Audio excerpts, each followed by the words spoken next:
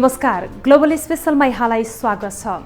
दर्शकबिन, global special खोजमूलक समाचार सामग्रीहरूको स्पेशल प्याकेज हो। हामी जनसरोकारका हरेक विषयको गहिरो अध्ययन गर्दै सत्य तथ्यलाई उजागर गर्ने प्रयास गर्दछौँ। सत्य तथ्य र निष्पक्ष समाचारको प्याकेज दिने हाम्रो प्रयास निरन्तर जारी छ।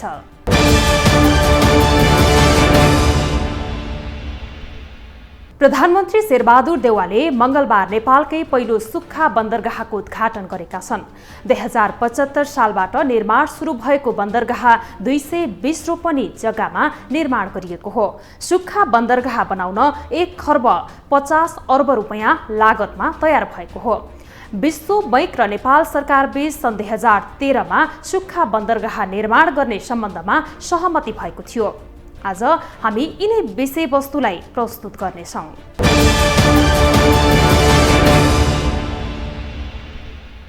नेपाल भूपरिवेष्टित मुलुक भएका कारण समुद्रसँग नेपालको सिधा पहुँच छैन। भारत हुँदै समुद्री बन्दरगाहसम्म नेपालको पहुँच रहेको छ, जसका कारण पनि सुक्खा बन्दरगाहको महत्त्व बढी हुने सरोकारवालाहरूको भनाइ छ। यसअघि नेपाल र चीनको सिमाना रहेको तातोपानी नाकामा समेत यस्तै बन्दरगाह निर्माण भएको छ। तर चीनबाट हुने आयात प्रभावित भएका कारण बन्दरगाह समेत लक्ष्य अनुसार काम हुन सकेको छैन। तर काठमाडौँ उपत्यकामा निर्माण भएको बन्दरगाहमा भने व्यापारिक चहल पहल बढी हुने देखिएको छ, किनकि वीरगञ्जबाट सिधै चौभारमा निर्माण भएको बन्दरगाहमा मालवस्तु बोकेका कन्टेनर आउने भएकाले समेत कामकाजी हुने देखिएको छ।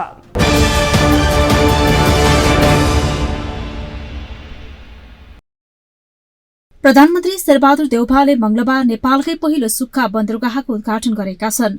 2075 सालबाट निर्माण सुरु भएको बन्दरगाह 220 रोपनी जग्गामा निर्माण गरिएको हो। सुक्खा बन्दरगाह बनाउन 1 खर्ब 50 अर्ब रुपैयाँ लागतमा तयार भएको हो।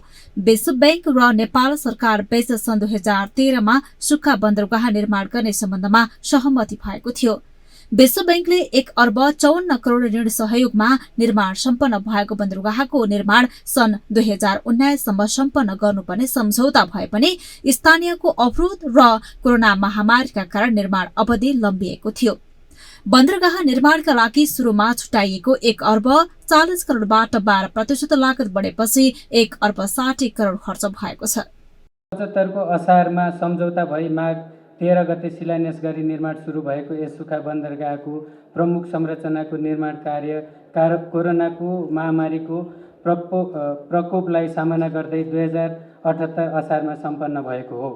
यस सुक्खा बन्दरगाहमा कुल 500 कन्टेनर तथा 500 ट्रकहरूको लागि आवश्यक 65,000 वर्ग मिटर पार्किङ क्षेत्र, भन्सार भवन, क्वारेन्टिन भवन, सुरक्षा भवन, अपरेटर कम्पनीको लागि भवन, बैंक लगायत अन्य संरचनाका लागि 3 वटा भवन, 3 वटा गोदाम, 3 वटा एप्रिजल सेट, स्टफिङ डिस्टफिङ सेट, 3 वटा धर्मकाटा, विद्युतीय सब स्टेसन, बाउन्ड्री लाइट लगायत सम्पूर्ण पूर्वाधारहरूको निर्माण भएको छ।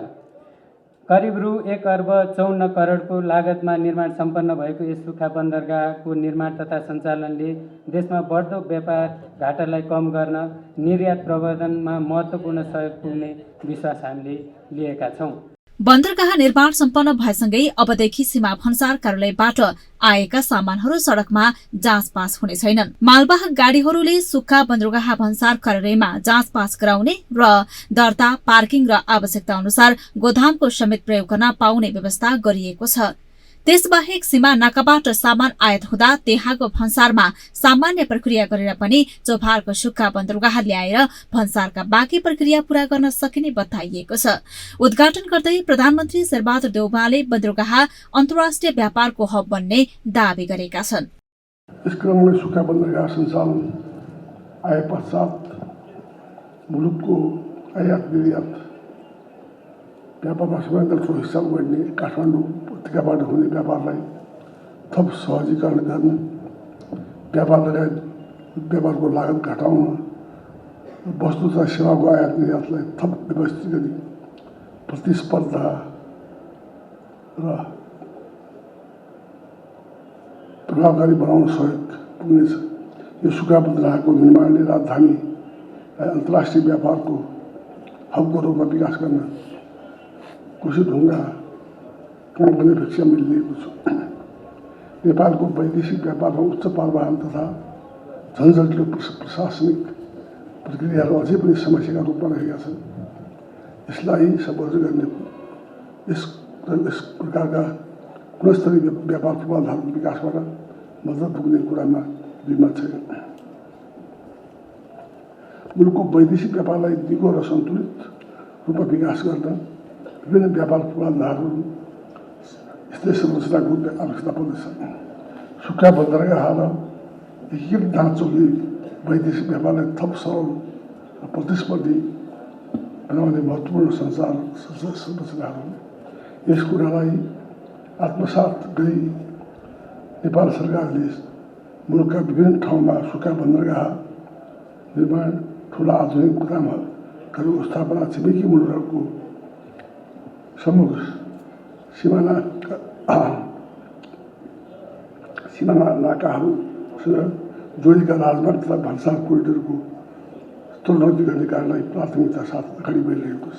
कार्यक्रममा नेपाल उद्योग वाणिज्य महासंघका अध्यक्ष शेखर गोल्छाले बन्दरगाह निर्माण हुन उद्योग व्यवसायका लागि कोसीढुङ्गा साबित भएको बताएका छन्।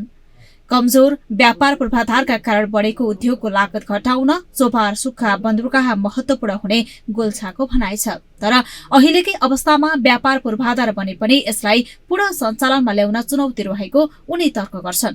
एउटा उद्योग व्यवसायको क्षेत्रमा एउटा कोसेढुङ्गाको रूपमा रहनेछ भन्ने मलाई विश्वास छ। उपत्यकाभित्रकै पहिलो बन्दरगाहलाई मुख्य गरी 3 भागमा बाँडिएको छ, जसमा 3 मुख्य डिपार्ट तथा भवन निर्माण गरिएको छ। यसमा डिपार्ट भन्सार, डिपार्ट क्वारेन्टिन र अर्को प्रशासनिक भवन रहेको छ।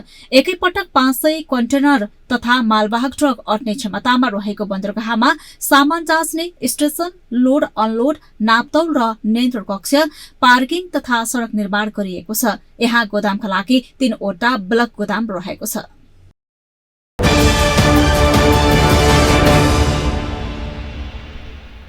निर्माण सम्पन्न भएको 9 महिनापछि काठमाडौँ चोभार सुक्खा बन्दरगाह मंगलबारदेखि सञ्चालनमा आएको हो। 2075 सालमा निर्माण भएको बन्दरगाह गत असारमा मात्रै निर्माण सम्पन्न भएको थियो। सन् 2019 मा निर्माण सम्पन्न गर्ने लक्ष्य राखिएको भए पनि कोरोनाका कारण तोकिएको समयमा निर्माण सम्पन्न हुन सकेको थिएन। तर ढिलै भए पनि बन्दरगाहको निर्माण सकिएपछि अब आयातको लागत समेत घट्ने अनुमान गरिएको छ। अर्थमन्त्री जनार्दन शर्माले पनि बन्दरगाह सञ्चालनपछि नेपाललाई स्थल मार्गबाट समुद्री तटसम्म पहुँच पुगेको र भारत र चीनको समुद्री तटबाट माल सामान बोकेर आउने कन्टेनरहरू अब सिधै काठमाडौँ आउने बाटो खुलेको बताएका छन्।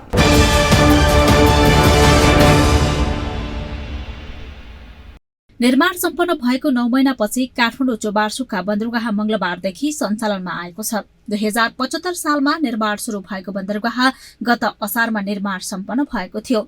अर्थमन्त्री जनार्दन शर्माले पनि बन्दरगाह सञ्चालनपछि नेपाललाई स्थल मार्गबाट समुद्री तटसम्म पहुँच पुगेको बताए। संघीय राजधानी केन्द्रित व्यापारका लागि भारत र चीनको समुद्री तटबाट मालसामान बोकेर आउने कन्टेनरहरू अब सिधै काठमाडौँ आउन बाटो खोलेको उनले बताए। अर्थमन्त्री शर्माले वैदेशिक व्यापारको सबै काम एकद्वारबाट गरिने व्यापार पूर्वाधार सञ्चालनपछि लागत र समयको हिसाबले लाभ लिएको बताए। सडक मार्फत अब सिधै समुद्रसम्म जोडिएका छौं। समुद्रको किनारबाट भरिने कन्टेनरहरू सिधै यस बन्दरगाह आउनेछन् र जाँचपास लगायतका कुराहरू यहाँबाट सम्पन्न हुनेछन् र व्यापार सहजीकरणमा महत्त्वपूर्ण योगदान यसले पुर्याउनेछ र लागत र समयका दृष्टिकोणले हामी थप उपलब्धि हासिल गर्नेछौँ। हाम्रो लागत पनि कम हुनेछ। लोड अनलोड लगायतका तमाम हाम्रा खर्चहरू घट्नेछन्। समय पनि हाम्रो बच्नेछ। व्यवसायहरूलाई मद्दत पुग्ने हामी यसलेबाट एउटा पुग्नेछ। कोभिडले एउटा पाठ सिकाएको छ, एउटा शिक्षा हामीलाई दिएको छ। कोभिड र त्यसपछि अहिले रुस र युक्रेनको वारले पनि हामीलाई एउटा चुनौती दिइराखेको छ कि हाम्रो अर्थतन्त्रमा त्यसले गहिरो प्रभाव पारिरहेको छ। हाम्रो अर्थतन्त्र आयातमा आधारित हाम्रो अर्थतन्त्र हाम्रो लागि जोखिमको कुरा हो, हाम्रो लागि समस्याको कुरा हो। त्यसकारण यो उद्घाटन भइरहँदा हामीले गर्नुपर्ने सङ्कल्प केवल यो आयातको केन्द्रबिन्दु नभएर अब निर्यातको एउटा महत्त्वपूर्ण केन्द्र बन्नुपर्दछ। सरकार सहकारीको एउटा सहकार्यमा हामीले यसलाई अगाडि बढाउन आवश्यक छ र त्यसरी मात्र हामी यसको उपादेयता, यसको सार्थकता, यो खुसीलाई हामी अझ पूर्ण खुसीमा बदल्न सक्छौँ। यस्तै नेपाल चेम्बर अफ कमर्सका अध्यक्ष राजेन्द्र मल्लले बन्दरगाहलाई आधुनिकीकरण गर्दै डिजिटलाइजेसन गरी अनलाइन पद्धतिमा पेमेन्ट गर्न सकिने सुविधा दिए प्रबन्धन गर्न जोड दिए। उपत्यकामा नै उत्पादन हुने हस्तकला, कार्पेट, गलैँचा लगायत विभिन्न जडीबुटीलाई प्रबन्धन गरी निर्यातकरण गर्नुपर्ने उनले बताए। चीनको नाकालाई पनि यसले चाहिँ उत्तर दक्षिणको जस्तै एउटा चाहिँ कनेक्टिभिटी दियो भनेदेखि यो क्षेत्र चाहिँ हाम्रो मुलुकको चाहिँ झन्डै 50% भन्दा आयात निर्यात गर्ने व्यवसायले यसले व्यवस्थित गर्न सक्छ र यो बन्दरगाहलाई चाहिँ आधुनिकीकरण र चाहिँ विशेष गरी डिजिटलाइजेसनको साथमा चाहिँ अनलाइन गेटवेबाट पनि चाहिँ पेमेन्ट गर्न सकिने किसिमको सुविधा दिएर यो यसलाई चाहिँ प्रवर्धन गर्नुपर्छ भन्ने मलाई लाग्छ र यो बन्दरगाहभित्र चाहिँ विशेष गरी यो हाम्रो भ्यालीमा उत्पादन हुने हस्तकला, कार्पेट, गलैँचा र चाहिँ हाम्रो हाते कागज विभिन्न किसिमको इभन यो जडीबुटीजन्य कुराहरू पनि प्रोसेसिङ र चाहिँ प्रवर्धन गरेर यो ठाउँमाबाट चाहिँ हामी निर्यात गर्न सक्छौँ र चाहिँ ठुला चाहिँ भोल्युममा चाहिँ कन्टेनरमा जान सक्छ। तर ससाना उद्यमी, महिला र चाहिँ एसएमईहरूले गरेको उत्पादनलाई चाहिँ एउटा एकद्वार सिस्टमबाट निर्यात गर्नको लागि एउटा चाहिँ एक्सपोर्ट हाउस जस्तो पनि यो बन्दरगाहभित्र व्यवस्था गरियोस् भन्ने कुरा म राख्न चाहन्छु। बन्दरगाहले निजी क्षेत्रको हित हुने नेपाल उद्योग परिसंघ अध्यक्ष विष्णु कुमार अग्रवालले बताउँछन्। बन्दरगाहले निकासी, पैठारी र यसमा लाग्ने लागत निकै कम हुने अपेक्षा रहेको उनले बताए। ठूलो संरचनाको ठूलो प्रयोगका लागि सरकारले हर हदम काम गर्नुपर्ने भन्दै उनले पनि रेल र फास्ट ट्र्याकले बन्दरगाहलाई जोड्न माग गरे। संरचनालाई हामीहरूले अपेक्षा गरेको छौं कि जुन बेलामा यो सञ्चालनमा आउँछ त्यो बेलामा जुन भन्सार बिन्दु जुन हामीहरूको कस्टममा या जुन हामीहरूको वीरगञ्ज भइहाल्यो, विराटनगर भइहाल्यो, त्यसमा हामीहरूले जानु पर्दैन। अरू त्यहाँबाट डाइरेक्टली हामीहरूको जुन कलकत्ताबाट छ या विशाखापट्टनमबाट छ हामीहरूको डाइरेक्टली भेहिकल्सहरू बिना कुनै प्रब्लमको यहाँ आएर हामीले डाइरेक्टली यहीँबाट भन्सारको जाँचपास गराउन सकौँ, त्यो एउटा ठुलो अपेक्षा लिएको छौँ। दोस्रो के छ कि निकासीको लागि पनि हामीहरूले जे पनि व्यवस्था गर्नुपर्ने, यहाँ एकपल्ट हामीहरूले निकासीको लागि जाँचपास गराइसकेपछि त्यो ट्रक सिल भएर डाइरेक्टली हामीहरूको हाम्रो कलकत्ता या विशाखापट्टनम बन्दरगाहमा डाइरेक्टली जान सकोस्, त्यो पनि हामीहरूले अपेक्षा लिएको छौँ। भविष्यमा यो पनि अपेक्षा छ कि हामीहरूको ल्याबको, टर्मिनलको र भन्सारको जति पनि कारोबार छ त्यो यो सुक्खा बन्दरगाहबाट होस्, त्यो पनि हामीहरूको एउटा एक्सपेक्टेसन छ। भविष्यमा गएर चौबार सुक्खा बन्दरगाह यो हामीहरूको फास्ट ट्र्याकबाट र रेलबाट पनि कनेक्टिभिटी भयो तबै यसको सान्दर्भिकता आउँछ। बन्दरगाहले आयात निर्यातको लागत पनि घटाउने अपेक्षा गरिएको छ।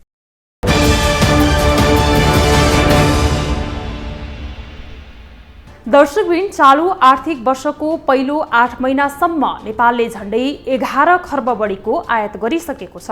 आर्थिक वर्ष सकिदासम्म यो हिस्सा अझ बढ्ने देखिएको छ। नेपालको वैदेशिक मुद्रा सञ्चिति घट्न थालेपछि नेपाल राष्ट्र बैङ्कले विलासिताका वस्तु आयातमा कडाई गर्ने नीति अघि सारेको छ। तर अत्यावश्यक वस्तु आयात भने रोकिएको अवस्था छैन। आयात गरेका वस्तुको सीमामा भन्सार सङ्कलनदेखि अन्य चेकजाँचसम्मका काम सक्दा केही दिन मालवस्तु बोकेका कन्टेनर केही दिन बाटामै रहनुपर्ने अवस्था थियो, जसका कारण लागत समेत बढ्ने गरेको थियो। बन्दरगाह निर्माण भएपछि भने अब आयात सहज हुने देखिएको छ। हौस् त, आजलाई ग्लोबल स्पेशल यति नै। भोलि अर्को विषयको सामग्री लिएर आउनेछौँ। तपाईँ ग्लोबल टेलिभिजनसँगै रहनुहोला। नमस्ते।